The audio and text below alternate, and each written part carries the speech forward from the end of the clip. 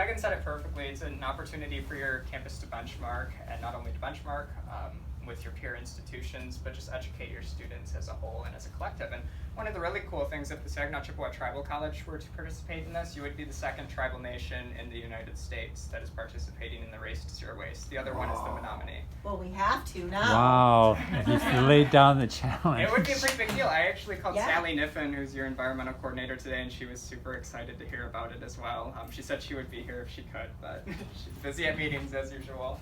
Yeah, wow. All right, so what is the Campus Race to Zero Waste? It is an 8-week competition every year that runs in February and March to reduce waste and increase our recycling. This year it happens to start on January 29th, and I believe it ends on March 25th. Yeah. So that is 8 full weeks, like Sunday to Saturday. And there's several different choices for categories you can participate in. And typically campuses begin planning in the fall, but as a beginning campus, first time, you can just select, kind of pick and choose what categories might be the best fit for you. So for instance, for your service learning project, if you really want to lead the electronics drive, that's totally okay. Your school could just do the electronics drive and nothing else. Or if someone wants to lead the electronics drive, someone wants to lead like a food donations drive or a different educational campaign, or even just learn how to graph data differently and measure data and do waste audits, that's definitely an option that you can do. So these are just some fun facts. So like 200 million single-use plastic containers are kept out of the landfill because of the Campus Race to Zero Waste in 2022. And kind of with that, 30,288 metric tons of carbon dioxide equivalent were prevented from landfills in 2022. There were 200 participating universities last year, and the goal for the nonprofit, the National Wildlife Federation, this year is 300, and you could be an awesome part of that. And also being next to CMU, there's some really cool opportunities for case studies for both of our institutions, just to compare like recycling rates per capita and how much is the average student recycling versus composting versus throwing away at each institution, so we can have some like fun and friendly competition there. And then so really, here's some also maybe not so fun facts. Some of these are kind of depressing, but globally only 9% of recyclable plastics are actually recycled. As we know, trash kills wildlife. It's horrible for humans and the planet. As someone who cares about sustainability, it just hurts me so much to see landfills filling up every day and to see our trash sorted improperly. And so the Race to Zero Waste is really a tool that we can use to kind of fix these injustices that we see around the world. So kind of like we said, you can customize the competition to your needs. So you can focus on just very regional, perhaps one building. In fact, one of the categories that we'll go over is the one building challenge. So if you just want to do the competition here, you can just do waste audits at this building and see how much you can improve that.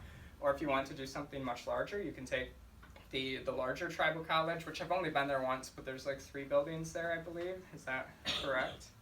Yeah, 4. There's I think there's like 4, I think. Or 5. Yeah, so you could do 5 buildings, or you could compare this property to that property and see which ones have the best diversion rates, or really however you want to do it.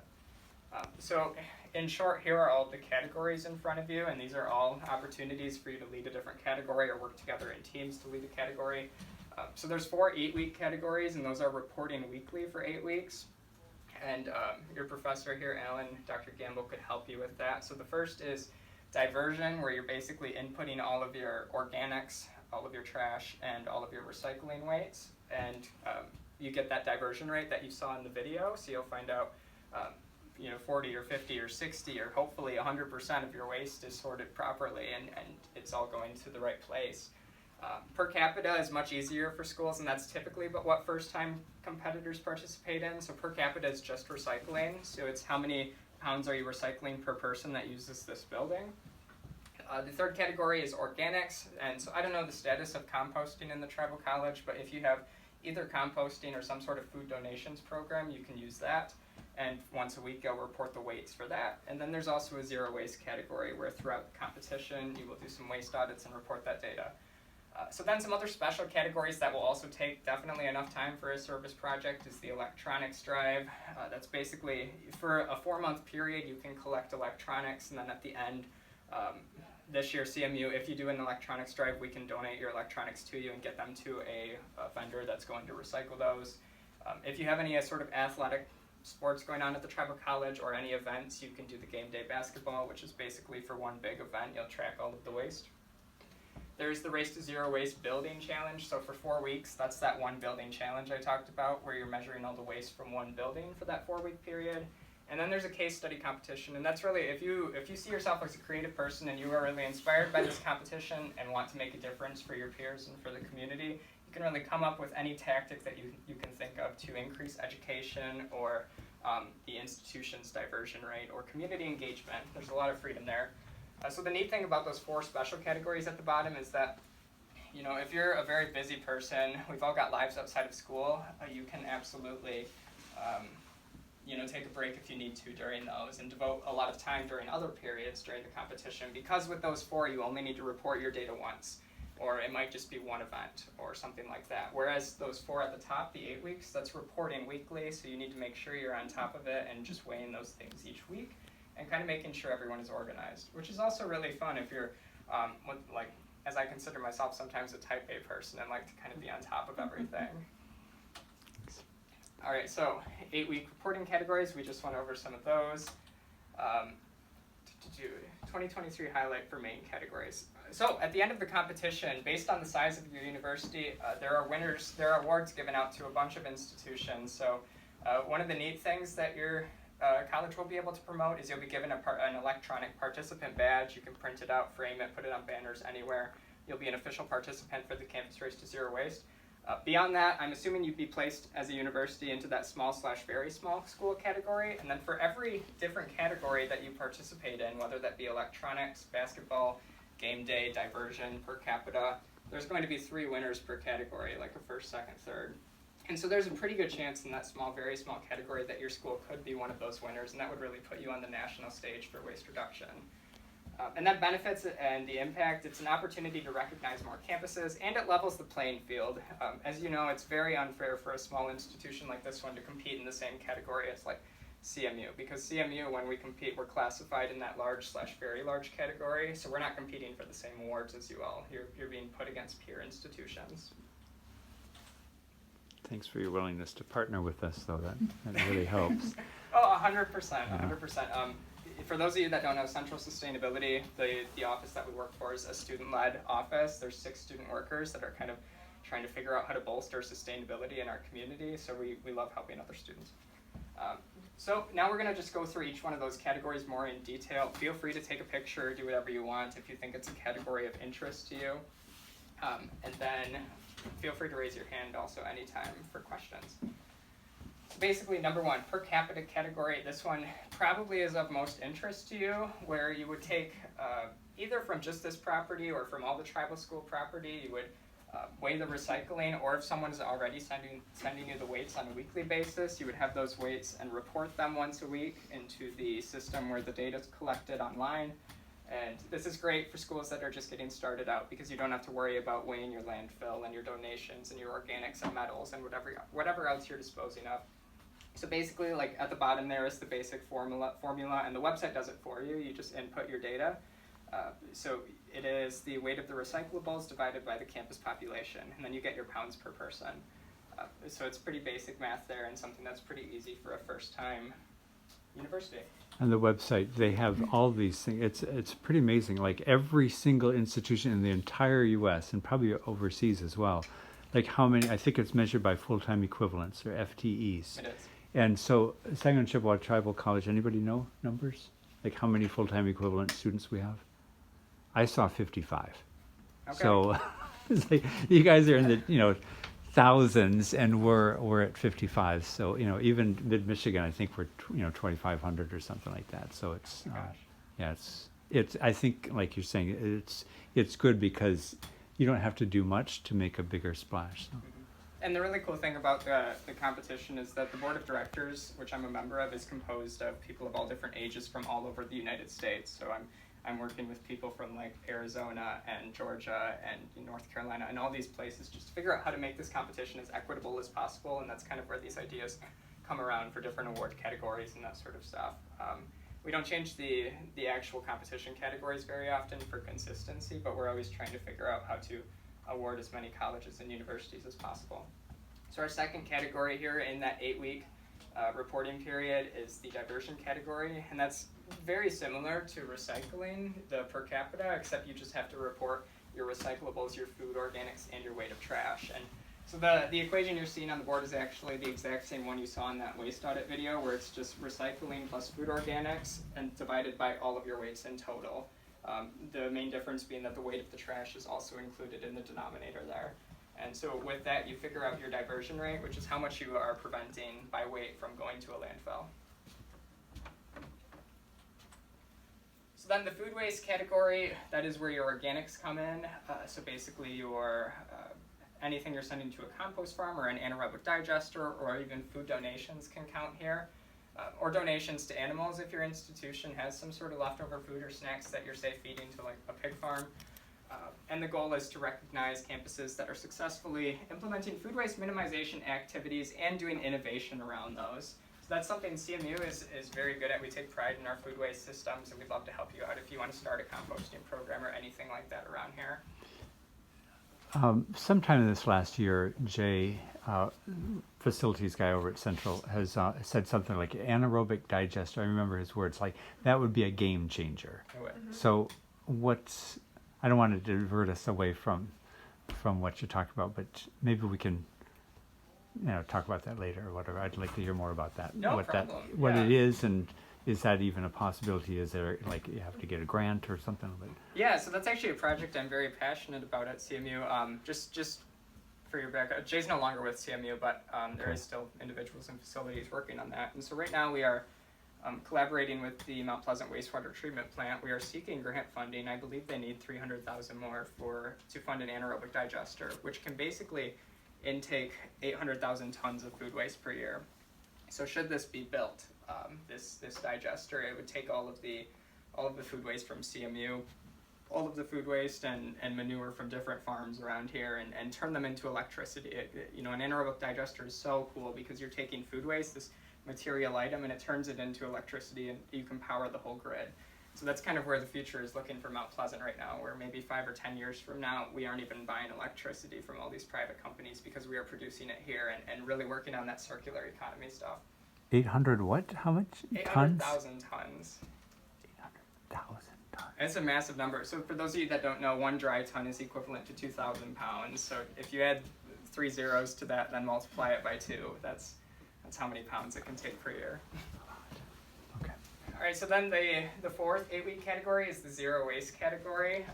This one is also possible for your institution because you track and report all of your MSW weights, your trash recycling, and your food organics from 3 buildings. And so for this portion of the competition, you're reporting those weights for 3 buildings, and then you're conducting a waste audit at one of those buildings, which is something you could do anyway for your case study. But so there's lots of options there. And CMU does not do the zero waste category just because we have a lot of buildings on campus, and it would be just very difficult for us to pick and choose which 3 to do, and get around to weighing all of the weights from these buildings. So for the 8-week reporting categories, it's pretty basic. If you just think about like trash, recycle, and organics, you really, for the 8-week categories, you don't have to worry about appliances, scrap metals, yard waste, construction waste, medical waste, waste to energy, or electronics sort of things. Those can all fit into your case study or the irregular categories that we're about to go over, but the 8-week categories make things pretty easy. And if you do, say, collect your recycling or something each week at this building in particular, we can drive over a scale once a week if you don't have one. That's no big deal. All right. So basically, for each week of the competition, with the first actual one starting on January 29th, you need to report by the Wednesday following each week. So you will collect data from like Sunday through Saturday, or like a Monday through Friday if that's when you're here, and then you just need to report those numbers by the following Wednesday for it to count for that week. And even if you aren't able to, you can always email me, and I can help get that data in there for you. So one of the cool things about the competition is you will see where you're ranked against other peer institutions. So similarly sized universities based on those FTEs, as your professor mentioned. Your recycling rates, if you do per capita, like on the right there, are going to be available throughout the competition. So each week you're going to be able to see how you're improving or how you're benchmarking against peer institutions. And that can make the competition even more fun if you have a competitive spin on it, or if you have a similar sized institution within 50 or 100 miles or the state that you want to connect with, and incentivize them to do this competition as well. It's a great way to involve the entire community in these efforts. All right, so now Megan's going to go over the special categories. Yeah, so these are the ones that aren't the 8-week reporting. This is a one-time reported type of data. So as Eric was mentioning, we have electronics drives that you can do. So with that, you collect anything basically with a battery or a wire, and like Eric said, that's something that we've been doing at CMU, and we could help you to take care of all those electronics with a vendor that we donate ours to. So that's all of the e-waste that you can see on there. It's 1 month that you can collect that for, and then so you would want to have like drop-off events. You would want to advertise it around to your community members. And then again, this is per capita and the total amount of recycled. And then so your community is completely welcome to participate in this. And see, this one is really doable. I've heard, from Jonathan Miller, there's a lot. This dumpster out in the middle of the three things you probably saw as you came in, like it's almost like the community dumpster. So even if all we did is have something separate and say, if you've got electronic waste, do the right thing, put it your old TV or VCR or whatever else that you've got into here, which may help. The next one about game day is like, we're not, Right. so you could pass We by can that, skip but over this that is, then. this is good then. Yeah. All right, electronics is, so that's a cool opportunity to collect electronics in your community. Before I move on here, are all of you kind of focusing on a career in biology or the sciences, or does anyone else have any other niche interest here? Yeah, none of us really. This is the step below, it's the Gen Ed bio class, and Okay. so it's designed specifically for people that aren't going into sciences or biology. See, that's actually really neat, and that's kind of what I was hoping for here, because say you want to go into marketing or communications or something like that, the electronics drive is a great way to develop those skills, because you can work on planning that event for the community and picking the dates and talking to community members and different people in charge of the community, say at the 7 Generations building, or you could reach out to Ondawat or the Saginaw Chippewa Academy and see what they have, and work on the logistics of trying to get the electronics from there to here. So it's a great way to work on your professional development skills. So then game day basketball, we will skip this, but we did want to offer up, at CMU we're participating in the game day challenge this year, and so what that means for us is at one of our basketball games we're tabling right out at the entranceway and just talking to people about sustainability. You all are absolutely welcome to join us for that tabling event if you want, and we'll just be talking to the public about sustainability and about the environment. Yeah, Do you have a that'll date? be February? February 7th at 7 p.m. And don't we do also like a waste audit there, basically? Yeah, so for the game day challenge, the cool thing about that is we try and get our waste after the game as close to zero as possible. So we pull all of the trash bags out of the dumpsters and the trash bins around the basketball arena. Then we put them in our facilities building. Then the following morning at like 8 a.m. we go back and we sort through it and pull out what can be recycled and composted. And so it's actually the one event out of the entire year where we're addressing sustainability and environmentalism and waste reduction more retroactively and pulling those things out of the trash. Okay. But the great thing is when we table at the entrance, hopefully we can prevent some of that anyway. Yeah, great. So this one is the zero waste building competition, kind of that one building challenge that I mentioned, and this one is kind of similar to the 8-week competition, but more you are tracking it just for 4 weeks. So that electronics drive and the zero building challenge are both 4-week opportunities, and so this one you conduct waste audits, kind of like that video, and you report your weights for that. You report all of your trash and recycle weights. You can even do it one time at the end of the competition because it's one of those special categories where really only those first 4 you have to report weekly. And then this is basically, the rankings are based on waste generated per 1,000 square foot of usable space. And since this is a pretty small building, I think you would probably do pretty well in this one. So finally, go ahead on this one. Oh yeah, this is a case study. So this is kind of something that you choose what you want to do for it. You can target something that you think would be an overall improvement for your school or your community. So there's lots of examples of other campuses and what they've done for their case studies, but basically you have to describe your goal, your planning steps, timeline, and then your implementation, and then your results at the end of the case study. And so usually they pick a bunch of winners because there's some really cool creative ones that we'll probably show in a little bit. But they are going to target waste minimization or food waste reduction. It could be something that's just about education and awareness, or it could be like a summary of your waste reduction efforts. And all case studies will be featured on the website, which is really cool. Like no matter what awards you win or anything, it's still a good way to share what you did. So yeah, those are due in June, and the winners are announced in August. So that's kind of a further timeline. But Yep, and you don't have to wait that long as well. If you want to do some cool case study or educational tactic or something new for your community, you can submit it at the end of that competition or the end of your semester. This one, it requires a little bit like a 2 or 3 page write-up, but all the questions are ready for you. It's just kind of a fill-in document about what did you do, what was the impact, what was your educational tools. So steps to get ready for the Campus Race to Zero Waste was register, which Dr. Gamble already did. I already got the confirmation email that your university, your college here is ready to go if you want to participate in any of the categories. Assemble your team. So if you decide for your service project that this is something that you want to do, then you can kind of do it right here. There's no one else who's claiming these categories for the Saginaw Chippewa Tribal College. You're the only class working on this competition if you choose to at the Tribal College, so you've kind of got first dibs on all these categories and case studies. Determine your resources, so figure out what you'll need, such as a scale, which we can provide if you need it. That scale, if we do provide it, it can't sit here all the time because we need it quite a bit at CMU, but if we could always drive it here once a week or twice a week if that's needed.